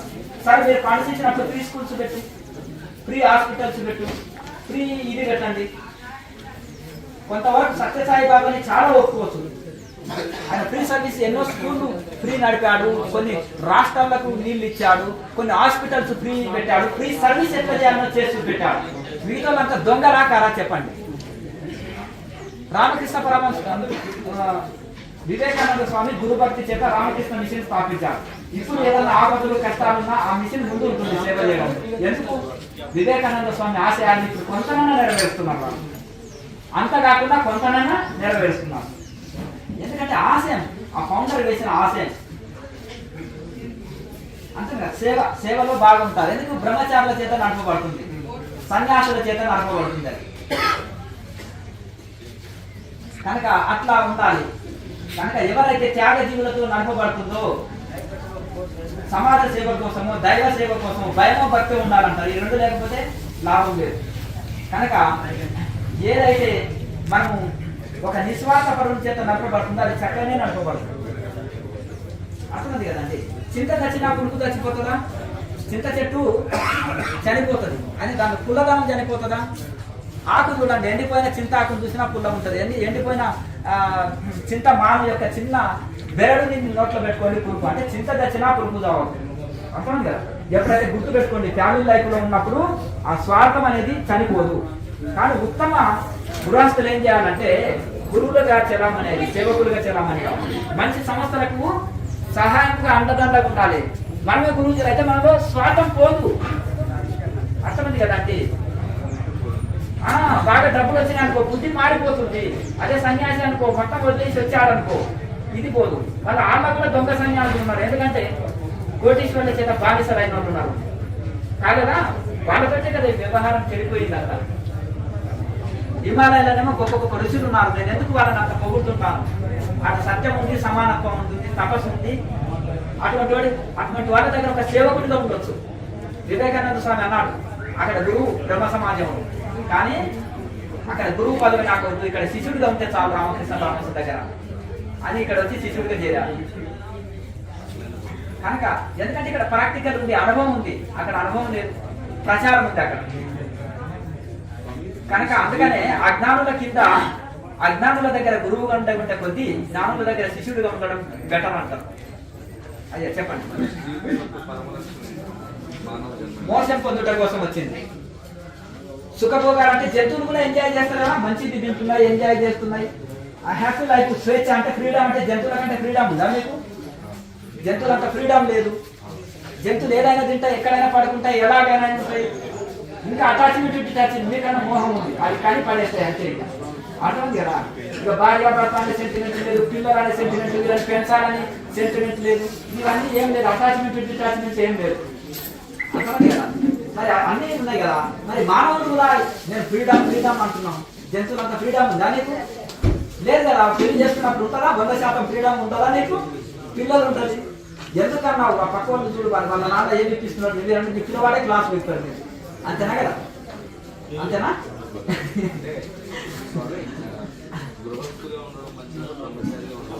ఏది ఉన్నా కానీ జ్ఞానిగా ఉండాలి. అర్థమైంది కదా. జ్ఞానం కలిగి ఉండాలి. జ్ఞానం లేకపోతే సన్యాసికైనా దుఃఖమే, స్వార్థం పోదు కదా. అర్థమైంది కదా. అతనికి బీపీ షుగర్లు వస్తాయి, స్వార్థం కలిగిపోతూ ఉంటుంది. కనుక మీకు ఇప్పుడు ఒక పడుగు ఉంటుంది, వస్త్రం వేస్తుంటే కంటెని ఇక్కడ వేస్తారు, ఇక్కడ వేస్తే కరెక్టే, దారం ఇక్కడ వేస్తే కరెక్టే, అమ్ముతూ ఉంటుంది.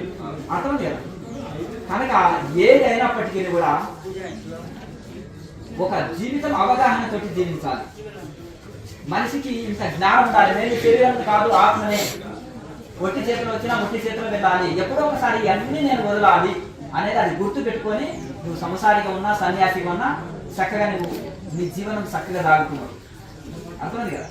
అజ్ఞానిగా ఉండి సన్యాసిగా ఉన్నా నష్టమే, సంసారిగా ఉన్నా దుఃఖమే, సన్యాసిగా ఉన్నా దుఃఖమే, అజ్ఞాని ఎక్కడున్నా దుఃఖమే.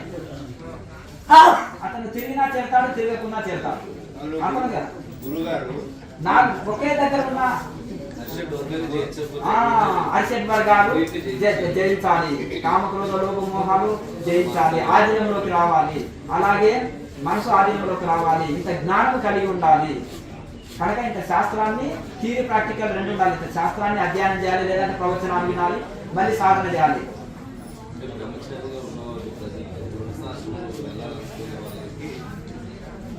అంటే అది మీ మానసిక స్థితిని బట్టి ఉంటుంది. అర్థమైంది కదా. ఒక్కరు నిర్ణయించేది కాదు.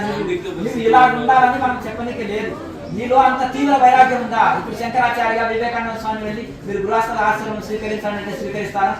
ఒకరు ఆల్రెడీ చాలా పెళ్లి అంటే ఇంట్రెస్ట్ ఉంటుంది, అతను ఆల్రెడీ లవ్లో కూడా ఉన్నాడు, నువ్వు సన్యాసి కావాలంటే అవుతాడా? అంటే ఇది శాస్త్రం. నీవు గృహస్థుడి కావాలనుకో ఉత్తమ గృహస్థుడిగా తయారుగా, నువ్వు సన్యాసి కావాలనుకో ఉత్తమ సన్యాసిగా తయారుగా. ఇంతే. దేనికైనా ఉత్తమం అనేది ఉంది కదండి. అంటే సన్యాసికి కొన్ని ధర్మాలు ఉంటాయి. తపస్సు చేయాలి, సేవ చేయాలి. గృహస్థుడికి ఏముంటుంది? డ్యూటీ చేయాలి, కుటుంబాన్ని చక్కగా చూసుకోవాలి, ఇంత సమాజానికి తోడ్పడాలి. ఈ బాధ్యతలు ఉంటాయి. తల్లిదండ్రుల సేవ చేయాలి, మంచిగా చూసుకోవాలి, పిల్లల్ని మంచిగా ఒక ప్రయోజకులను చేయాలి, తన కుటుంబాన్ని చక్కబెట్టుకోవాలి, ఇంకా సమాజానికి తోడ్పడాలి. ఇది గృహస్థ ధర్మం. సన్యాసి ఏం చేయాలి? తన తపస్సు చేయాలి, తన పొందిన బ్రహ్మజ్ఞానాన్ని 10కి అందించాలి, ఇంకా లోక సేవ చేయాలి. ఇది సన్యాసి ధర్మం. అట్లా ఎవరి ధర్మాలు వాళ్ళకు ఉన్నాయి. టీచర్ ధర్మం టీచర్ ఉంది, తండ్రి ధర్మం తండ్రి. ఒక కంపెనీలో ఎంప్లాయీ ఆ తీసుకున్న జీతానికి న్యాయం చేయాలి, ఒక గవర్నమెంట్ ఎంప్లాయీ తన తీసుకున్న జీతానికి న్యాయం చేయాలి. భార్య ఉంటుంది, పిల్లల్ని చక్కబెట్టుకోవాలి, భర్తని చక్కగా చూసుకోవాలి, ఇల్లు చక్కబెట్టుకోవాలి. ఇవన్నీ ఎవరి భర్త అంటే కష్టపడి సంపాదించాలి, కుటుంబాన్ని చక్కగా చూసుకోవాలి, భార్య పిల్లల్ని చక్కగా చూసుకోవాలి. అంటే భర్త ధర్మం భర్తది, భార్య ధర్మం భార్య పిల్లలు ఏం చేయాలి? తల్లిదండ్రులు మన మీద ఆశను పెట్టుకున్నారు కనుక వాళ్ళు ఎంతో ఫీజులు కట్టున్నారు కాబట్టి మనం చక్కగా చదవాలి. లేదంటే నేను ఆ కోర్సు చేయలేను, నా వల్ల కాదని చెప్పారు. తల్లిదండ్రులు అంతా నీ మీద డబ్బులు పెట్టారు కనుక నాకు ఆ కోర్సు ఇంట్రెస్ట్ లేదు, డబ్బులు వేస్ట్ చేయకని మొదలు గట్టిగా చెప్పేశారు. డబ్బులు వేస్ట్ అయితే నాకు సంబంధం లేదని చెప్పాలి. అర్థం కదా? అట్లా తల్లిదండ్రులకు తల్లిదండ్రుల మాట వినాలి, వాళ్ళు మన మీద పెట్టుకున్న ఆశని నెరవేర్చాలి. మొదలు చెప్పేయాలి, ఓపెన్ గా చెప్పేసి ఇది చేయాలి. కనుక ఆ విధంగా ఎవరి ధర్మాలు, తండ్రి ధర్మం తండ్రిది, కొడుకు ధర్మం కొడుకుది, భార్య ధర్మం భార్యది, భర్త ధర్మం భర్తది, గురువు ధర్మం గురువుది, శిష్యుడి ధర్మం శిష్యుడిది. ఎవరి ధర్మాలు వాళ్ళు చక్కగా ఆచరించినప్పుడే సమాజం చక్కగా ఉంటుంది. ఎవరి పనులు వాళ్ళు చేస్తేనే కదండి. సరే ఇప్పుడేమో అప్పుడేమో కులాన్ని బట్టి వృత్తులు ఉండే, ఇప్పుడేమో ఇంట్రెస్ట్ తోటి ఎంచుకుంటున్నారు, అంతేనే కదండి. ఇప్పుడు బ్రాహ్మణులు అంతా పౌరవేతం చేస్తున్నారా? జాబులు చేస్తున్నారు వాళ్ళు కూడా. ఇప్పుడు మామూలు వాళ్ళు అందరూ కూడా పూజారులు అయిన వాళ్ళు కొంతమంది ఉన్నారు. వాళ్ళ ఇంట్రెస్ట్ బట్టి సరే మీరు ఎంచుకున్న వృత్తికి ధర్మం న్యాయం చేయాలనేది. ఏదైనా వృత్తి నీకు ఫ్రీడమ్ ఉంది, ఏదైనా చేయడానికి నీకు ఫ్రీడమ్ ఉంది. ఏ శాఖను పెట్టుకోవచ్చు, ఏ ఉద్యోగమైనా చేయొచ్చు, ఏ చదువునా చదవచ్చు, ఫ్రీడమ్ ఉంది. దాంట్లో మీరు ఎంచుకున్న దానికి నువ్వు ఏది మార్గాన్ని ఎంచుకున్నావో దానికి న్యాయం చేయాలంటే. నువ్వు ఎంచుకున్న ఉద్యోగానికి, ఎంచుకున్న వ్యాపారానికి, ఎంచుకున్న లక్ష్యానికి దానికి న్యాయం చేయాలంటే. అయ్యా నాకు చిన్నప్పటి నుంచి బాగా నెగిటివ్ ఫీలింగ్ బాగా వస్తుంది. లాస్ట్ టైం కూడా వచ్చాము మేము ఇది ధ్యానం ఇవన్నీ చూసింది బాగా. అప్పటి నుంచి నేను చేస్తున్నాను. ఇప్పుడు ఏంటంటే దాదాపుగా రావట్లేదు. ఒకటి చేస్తున్నప్పుడు ఏంటంటే ఒక ఒక ఊపిరితిత్తుల్లోకి గాలిని కూర్చోబెట్టినట్టుగా అనుభవం వస్తుంది. పీల్చినప్పుడు ఏంటంటే అక్కడ కూర్చోబెట్టినట్టుగా అనుభవం వస్తుంది. దీన్ని ఇలానే కంటిన్యూ చేస్తున్నప్పుడు ఎప్పుడైతే మనం ప్రాణాయామం చేస్తున్నప్పుడు మైండ్ తప్పకుండా కంట్రోల్ ఉంటుంది, సాధనలో ఉన్నప్పుడు కంట్రోల్ ఉంటుంది. చాలా మంది ఏమంటారంటే ధ్యానంలో చాలా శాంతిని అనుభవిస్తున్నాను, చాలా మైండ్ కంట్రోల్ ఉంది, బ్యాలెన్స్డ్గా ఉంది. మళ్ళా వ్యవహారాల్లోకి వెళితే మళ్ళా అంత బ్యాలెన్స్డ్గా లేదండి అంటారు. అయితే స్టార్టింగ్ లో అలా అనిపిస్తుంది, కానీ అలా సాధనని పెంచుకుంటూ పోతే వైన్ తాగిన వాడున్నాడు, ఇంతే పెగ్గేశాడు, ఒక గంట రేపలా అది దిగిపోయింది. కానీ పెగ్గు మీద పెగ్గు రోజంతా వేస్తున్నాడు అనుకో, నిశ తగ్గదుగా. లేకపోతే ఫుల్ బాటిల్ కొట్టాడు వాడికి రోజంతా వస్త్రాలు ఉడిచిపోయినా వాడికి ధ్యాస లేదు. అందుకంటే ఈ ధ్యానం నిశ పెరగాలి, ఈ ధ్యానం అనేది సాధన అనేది పెరగాలి. పెరిగినప్పుడు ఆటోమేటిక్ గా రోజంతా ఏ పనులు చేస్తున్నా అదే, ఏ వ్యవహారంలోనే శాంతియుతంగా అన్ని పనులు చేయగలుగుతాం. అన్ని పనులని మనము చాలా బ్యాలెన్స్డ్ గా చేయగలుగుతాం. ఏ సమస్య వచ్చినా పరిష్కరించుకోగలుగుతాం. ఇప్పుడు ఇది భగవద్గీత చదివాలనుకోండి, మనకి ఏదైనా సమస్య వస్తే అది ఏదో ఒక శ్లోకం గుర్తొచ్చి ఆ సమస్య మనకు అందుకెళ్ళి ఆన్సర్ రావాలి. ఒక గ్రంథం చదివాం అనుకోవాలి, స్పిరిచువాలిటీ గ్రంథం, ఆ మన సమస్యకు ఆ గ్రంథంలోన జవాబు దొరకాలి. ఇది అందుకని ఇక్కడ ఫీడ్ అయి ఉండాలి, పుస్తకంలో కాదు ఉండేది జ్ఞానం, మస్తకంలో ఫీడ్ అయి ఉండాలి. కనుక మనకు నిత్య జీవితంలో కూడా ఈ సాధన అనేది ఎలా అంటే మనకు పరిష్కారాలు చెప్పాలి. ఏ సమస్య వచ్చినా మనకు పరిష్కారం చూపెట్టాలి. మనం చదివిన శాస్త్రము, విన్న ఉపన్యాసము, చదివిన శాస్త్రము, చేసిన ధ్యానము, ఇవన్నీ కూడా మనకు జీవితంలో ప్రతి సమస్యకు పరిష్కారం చూపెట్టాలి. ఒక దగ్గరికి వెళ్ళనక్కర్లేదు, మనకే పరిష్కారం లోపల నుంచి రావాలి. సమాధానం మనం చదివిన శాస్త్రాలు, చేసిన సాధన నుంచి రావాలి. లోపల గాలిని కూర్చోబెట్టిన అనుభవం వస్తుంది, అది కరెక్టే కదా. అంటే ఎప్పుడైతే మనం కుంభకం చేసినామో శ్వాస స్థిరం అయిపోతుంది, అప్పుడు మనసు స్థిరమవుతుంది. శ్వాస స్థిరమైతే మనసు స్థిరమవుతుంది. శ్వాస చంచల స్థితిలో ఉంటే మనసు చంచల స్థితిలో ఉంటుంది. గాలి బిగబెట్టినప్పుడు స్వామి, గాలి బిగపట్టనప్పుడు వచ్చేసి మనసు చంచలం గమనించాలి. గాలి బిగబెట్టినప్పుడు మనసు స్థిరంగా ఉండడం గమనించాలి. అది కరెక్ట్. ఎందుకంటే ప్రాణాయామంలో ఎప్పుడైతే శ్వాసని లోపల బంధించడం అనుకో మనసు స్థిరంగా ఉంటుంది, తప్పకుండా ఉంటుంది. కుంభకంలో తప్పకుండా స్థిరంగా ఉంటుంది. అలా స్థిరంగా మెల్లమెల్లగా పెంచుకుంటూ, అయ్యో శ్రీశైలం పోవాలంటే ఇక్కడ నుంచి 120 కిలోమీటర్స్ చిన్న టార్చ్ లైట్ తోటి అర్ధరాత్రి నేను ఎలా నడుచుకుంటూ పోతాను అంటున్నాడు ఒక బాబు, చిన్నపిల్లవాడు.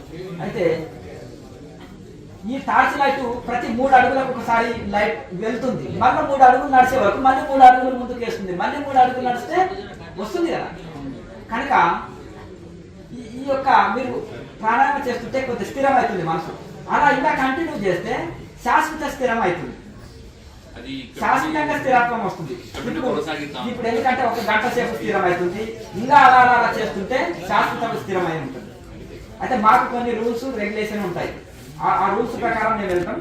నేను తర్వాత మాట్లాడతాను విషయాన్ని. అర్థమైంది కదా? ఇక్కడ ఉండాలని స్టే చేయాలంటే మాకు కొన్ని రూల్స్ ఉంటాయి. ఆ రూల్స్ ప్రకారం అర్థమైంది కదా, నేను ఆ రూల్స్ ఫాలో అవుతాను. చెప్తే చెప్పండి, మేము తర్వాత మాట్లాడతాం. మేరుదండం ఎక్కువ సెట్ చేయాలంటే ఎలాగా అంటే వాళ్ళ 2వ క్లాసు కొంచెం కష్టంగా ఉంది. అయితే మేరుదండము ఇలా చక్కగా ఉంటుంది అనుకోండి, మళ్ళీ ఏదైనా వాడిపోయింది అనుకో మళ్ళీ స్టేట్ పెట్టుకోవడానికి ప్రయత్నం చేయండి. మనసు వెళ్ళింది అనుకో అట్లా వదిలిపెట్టకు. చాలా మంది ఎక్కడైనా వెళ్ళనియండి అంటారు, అట్లా చేయకూడదు.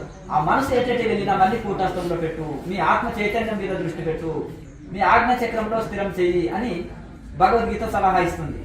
కనుక ఆ విధంగా మనకు మనసుని శరీరాన్ని అలాగే వదిలిపెట్టేయండి. మనసు ఎక్కడన్నా పోని దాన్ని వదిలిపెట్టేయండి, అది మెడిటేషన్ అనబడదు. మైండ్ అంటే బాడీని కంట్రోల్ చేసుకోవడానికి ప్రయత్నం చేయాలి. మైండ్ని కంట్రోల్ చేయడం మరి ఇంకా ఇప్పుడు మన ప్రమేయం లేకుండా అన్ని కంట్రోల్ అయితే ఇంకా ఈ సాధన ఎందుకు? ఇప్పుడు మనం క్లచ్ పట్టకుండా, బ్రేక్ నొక్కకుండా, స్టీరింగ్ తిప్పకుండా కార్ దానంతటే నడిస్తే ఇంకా ఇంకా ఇంకా మనం డ్రైవర్ ఎందుకు? ఇంకా అంతేనే కదండి. అలాగే ఎక్కడన్నా వదిలిపెట్టాలి. నిన్ను హైదరాబాద్ తీసుకెళ్తుంది అంటే స్టీరింగ్ తిప్పకు, క్లచ్ మార్చకు, గేర్ మార్చకు, అట్లే తీసుకెళ్తుందా కారు? ఉండాలి, డ్రైవర్ ఉంటే ఆపరేటర్ చేయాలి కదా. నీరు కూడా వివేక జ్ఞానం. డ్రైవర్ అంటే ఎవరు? వివేక జ్ఞానంతో కంట్రోల్ చేయాలి బాడీని, మైండ్. ఓహో ఇది వాడిపోతుంది, ఇలా వాడిపోవద్దని భగవద్గీత చెప్తుంది, పతంజలి సూత్రాలు చెప్తున్నాయి కదా. వంగి కూర్చోవద్దని శాస్త్రం చెప్తుంది. మరి నేనా వంగి కూర్చుంటున్నా, ఇది తప్పు మెడిటేషన్ అవుతుంది కదా అని మళ్ళీ చక్క పెట్టుకోవాలి. అంతే కదండి, ఆలోచనలు వచ్చినాయి. దాని వివేకంతో విచారణతో కంట్రోల్ చేయాలి. ప్రాణాయామంతో విచారణతో ఇవి కంట్రోల్ చేయాలి. టెక్నికల్ ఇచ్చారు కదా, విచారణ. నా టైం వేస్ట్ అవుతుంది దీంతో, మనసు అక్కడ వెళ్ళడం వల్ల దానివల్ల నా నష్టం జరుగుతుంది. నేను మెడిటేషన్ అంటే ఏకాగ్రతతో చేసేది, ఇది చంచలంతో చేసేది కాదు. మరి దానికి ఉపాయాలు ఉన్నాయి. విచారణ చేయాలి, ప్రాణాయామం చేయాలి. దాంతో మనం అభ్యాసైన తుకౌంతేయ వైరాగ్యానికి గురించి. అభ్యాస వైరాగ్యాలతోటి మనసు వశమవుతుంది, భగవద్గీత చెప్తుంది. కనుక ఆ విధంగా అభ్యాసం పదే ప్రాక్టీస్ చేయడము, మళ్ళీ అలాగే అభ్యాసం, విచారణ, ప్రాణాయామ అభ్యాసం చేయాలి. ఇంకా మనం కొన్ని ఆహార నియమాలు పాటించాలి, ఏమ నియమాలు పాటించాలి. ఫ్రీ టైంలో కొన్ని ఆసనాలు చేసుకోవాలి. అలాగే చక్కగా కూర్చోవడానికి ప్రయత్నం చేయాలి. ప్రాణాయామంలో ఎప్పుడైతే ప్రాణం పట్టు సాధించడమో మేరుదండం అంత ప్రాణశక్తితోటి నిండిపోతుంది. ఇలా వంగమన్నా ఉండొచ్చు. ఇప్పుడు సైకిల్ ట్యూబ్ ఉంది, ఫుల్ గాలి పట్టేసినాం, ఎలా ఉంటుంది? ఫుల్ టైట్ ఉంటుందా, లూజ్ ఉంటుందా? లేదు కదా. అలాగే ప్రాణశక్తితోటి మేరుదండం అంతా నిండి ఉంది, వంగమన్నా ఉండదు. ఎందుకంటే యోగా చేయలేని వాళ్ళకి కూర్చున్నప్పుడే డీల పడిపోతుంది, వాడిపోతారు. అర్థమైంది కదా. లాయ్ మాసే అంత వయసులో ఉన్నాడు, ఎంత స్టాండర్డ్ గా కూర్చున్నాడు చూడండి పక్కన. అర్థమైంది కదా. రమణ మహర్షికి నడుము ఎందుకు వంగిపోయింది? యోగా చేయలేక. అర్థమైందా పాయింట్? కానీ గొప్పవాడు ఆయన, వైరాగ్యం ఉంది, వైరాగ్యంతో ఆయన ధ్యాన స్థితిలోకి వెళ్ళిపోయాడు. అర్థమైంది కదా.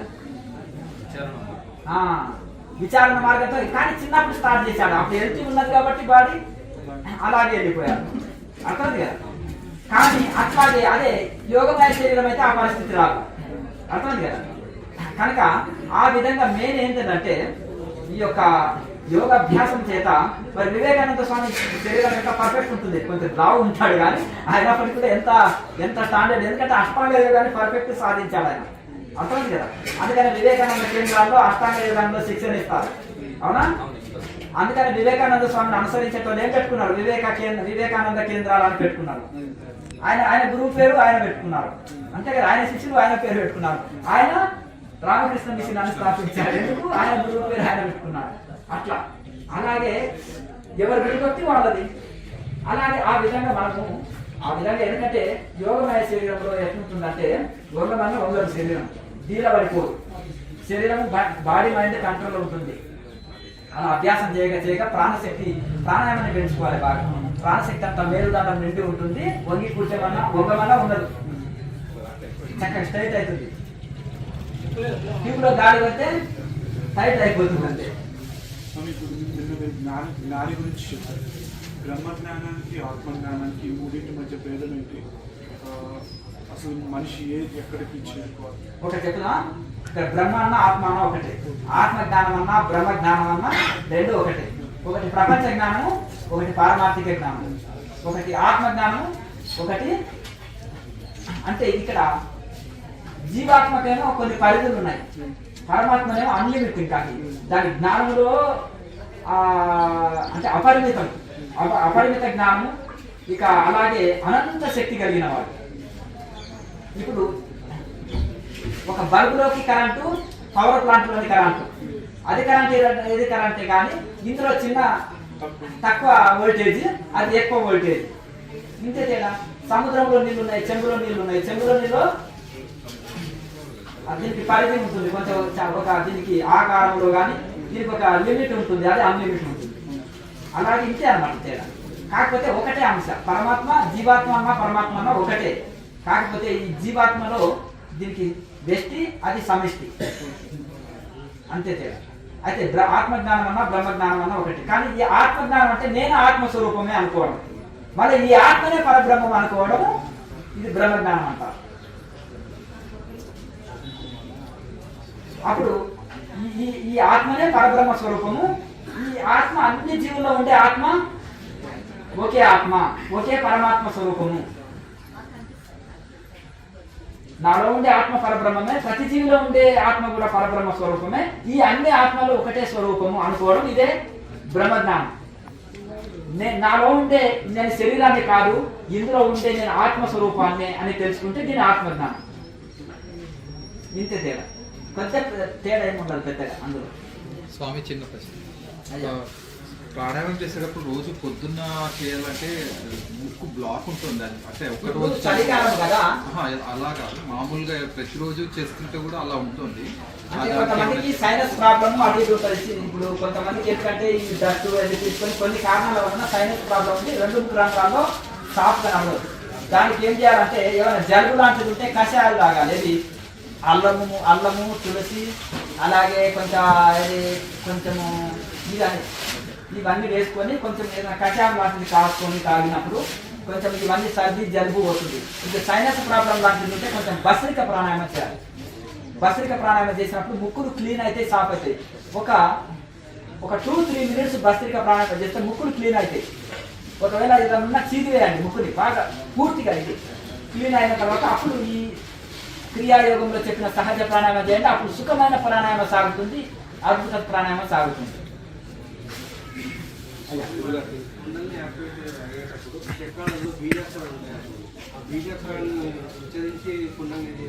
ఏ అక్షరాలు ఉచ్చరించనక్కర్లేదు, ఏ చక్రాల జోలికి వెళ్ళనక్కర్లేదు.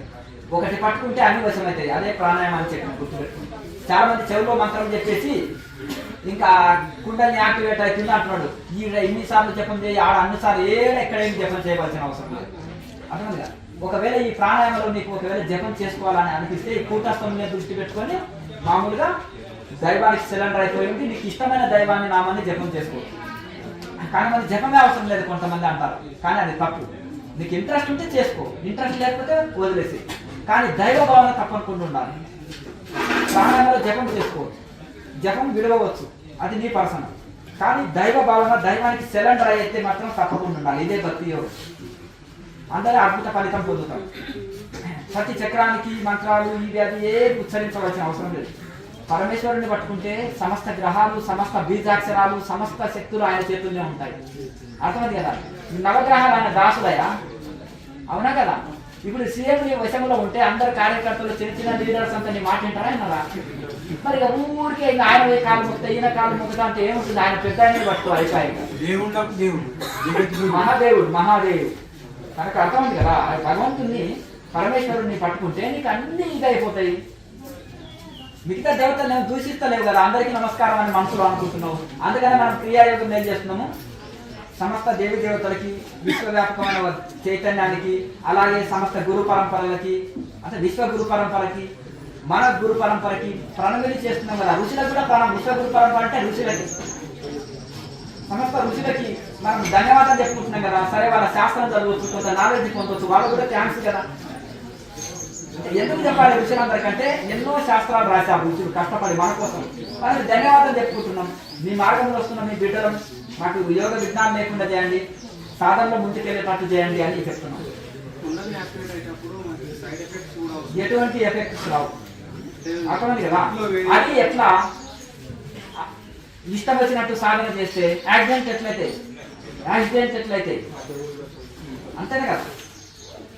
మనం మైండ్ ఎక్కడో పెట్టుకోవడము, వైన్ తాగడము, లేకపోతే ఫోన్ మాట్లాడడము, లేకపోతే మైండ్ ఎక్కడో పెట్టుకొని పోవడము, రకరకాల కాన్సన్ట్రేషన్ లేకపోతే యాక్సిడెంట్లు అయితే. ఇక్కడ కూడా యోగంలో అందుకని అవేర్నెస్, అవేర్నెస్ లో ఉండు, ఏకాగ్రతతో ఉండు, అబ్జర్వేషన్ లో ఉండు. నువ్వు అబ్జర్వేషన్ లో ఉంటే ఉంటుందా? దొంగతనాలు ఎట్లా జరుగుతాయి? అవేర్నెస్ లేకపోతేనే కదా. అంతేనా కదండి? నువ్వు అవేర్నెస్ ముందు సీసీ కెమెరాలు పెట్టుకో, దొంగతనం జరుగుతుందా? అంతేనా కదా, దొంగను పట్టుకుంటావు. అలాగే ఇక్కడ కూడా నీవు సరి అయిన వాళ్ళ దగ్గర నేర్చుకోకపోతే, లేకపోతే పుస్తకాలు చూసి చేస్తే, యూట్యూబ్ చూసి చేస్తే, సరిగా గ్రహించకపోతే, ఏమి తెలియని వాడి దగ్గర డబ్బులు కట్టి నేర్చుకుంటే అతనికి తెలియదని నీకు తెలియదు. ఎందుకంటే స్కూల్లో కాలేజీల్లో లేవు ఈ సబ్జెక్టులు. మ్యాథమెటిక్స్, సో అలాగే మీకు సైన్స్ సబ్జెక్టులలో తప్పు చెప్తే మీరు గ్రహిస్తారు, తప్పు అని చెప్తారు. కానీ ఈ ఆధ్యాత్మిక సబ్జెక్టు మీకు తెలియదు కనుక వాళ్ళు ఏది చెప్పినా ఓకే అంటున్నారు. కూర్చో మీ తీసి పెట్టుకో, నిద్రపో, సమాజాన్ని మీరు ఆనేస్తున్నారు. ఎందుకు మీకు తెలియదు కనుక. ఈ విధంగా ఈ క్రియాయోగ ప్రకారంగా ఉన్నట్టు నేర్చుకొని చేస్తుంటే ఎటువంటి ఇది కాదు. దాని ప్రాసెస్ అది జరుగుతుంది.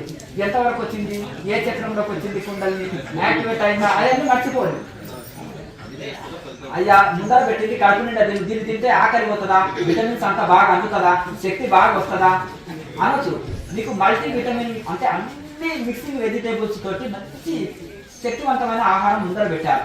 ఆయన చెప్పారు ఏ విటమిన్స్ ఉంటుంది చెప్పండి, ఎంత ప్రమాణం ఉంది, ఇది శక్తి బాగా వస్తుందా, నా జబ్బులు అనుకుంటాయా దీంతో. ఇంకా ఈ అన్ని క్వశ్చన్సే లేకుండా ఇది ఋషులు మునులు అందరూ తిన్న ఫుడ్, ఇది ఋషులు మునులు అందరూ చేసిన సాధన, ఇది చాలా శాస్త్రీయమైన పద్ధతి, మహామేధావుల చేత కనుక్కోబడ్డది. అర్థమైంది కదండి. బాగా 40 ఏళ్ళు వంట చేసిన వాడు, అపారమైన అనుభవం కలిగిన వాడు చేస్తే ఎట్లా ఉంటుంది వంట? మాట్లాడుతూ చేసినా చక్కగా ఉంటుంది. ఇంకా రకరకాల అన్ని విటమిన్స్ తోటి మనకు అందించాలి, ఇంకెట్లా ఉంటుంది కనుక. అలాగే అపారమైన అనుభవం కలిగిన వాళ్ళ చేత నేర్చుకోవడము, ఋషి పరంపర అయి ఉండాలి. ఎందరో ఋషులు తరించి ఉండాలి. ఇప్పుడు ఒక ఆత్మకథ ఉంటుంది కదా, ఆ ఋషులంతా తరించారు. క్రియాయోగం అంటే ఒక బ్రాండ్, ఐఫోన్ ఒక బ్రాండ్, యాపిల్ ఒక బ్రాండ్. అలాగే ఇంకా కొన్ని చెన్నా పీస్ కాదు ఇది, అతనికి గుర్తుపెట్టుకోండి. కొన్ని కంపెనీలు బ్రాండా కాదా? అలాగే క్రియాయోగం అనేది బ్రాండ్, వరల్డ్ మొత్తం ఉంది ఈ బ్రాండ్. ఈ క్రియాయోగం అనేది వరల్డ్ మొత్తము కొన్ని కోట్ల జనం చేస్తున్న సాధన ఇది. మీ దగ్గర నుంచి తీసుకుంటే కొంచెం ఎందుకంటే మాకు తర్వాత మాట్లాడు. ఇంకా ఇప్పుడు ఇక్కడ చూడండి, 10 గంటలకు మళ్ళీ క్లాస్ స్టార్ట్ అవుతుంది. మళ్ళీ మీరు టిఫిన్ చేయండి. మళ్ళీ డబల్ క్లాస్ అటెండ్ అయ్యే వాళ్ళు ఉంటారు. మంచి హోమ్